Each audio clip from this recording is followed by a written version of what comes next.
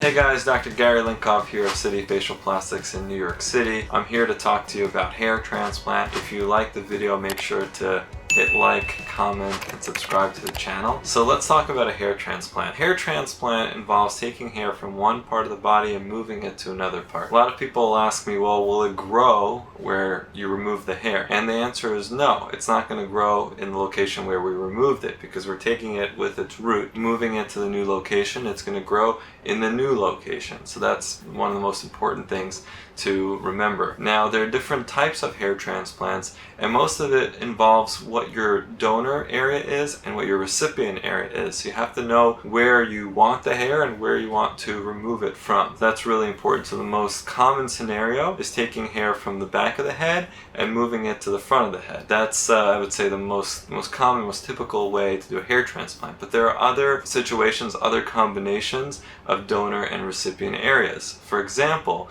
you can create eyebrows for someone by taking hair from the back of the head, moving it to the eyebrows. You can, if someone, for example, has had a number of hair transplants and they're depleted of donor supply from the back and the sides of the head, you can take from the neck area in a male patient and then move it to the head to basically give them a new type of donor supply, more grafts than they would have otherwise had. Some people come to me for pubic hair transplants. I have a patient who's now interested in arm-to-arm transplants, different types of areas where you can plant hairs. You just have to know how many hairs you need in that new location and what your supply is, right? Because everyone has some sort of a limited supply of hair. So that's another important concept. And then there's a way to make hair transplants look natural. So instead of taking really large size grafts and punches, which is the way they used to be done in the past, nowadays we're taking individual follicular grafts and moving those, and it creates generally a more natural look. It's a more kind of refined way to do things. Also, you have to keep track of the direction that the hair is growing in that area where you're putting it, so that again everything looks like like normal, like no surgery was done. You have to mind the angle that the hair is growing out of, because let's say the direction is forward, but the angle could be 15 degrees, it could be 30 degrees, 45 degrees, so it depends where you're working, and so that the angle is also super important. There's a concept of fading the hairs towards the perimeter of where you're working. So for example, if we're working on the scalp and you've got a hairline and you're trying to make that look natural, the idea is to put finer hairs, like single hairs, right in the front, maybe in the first or second 2 rows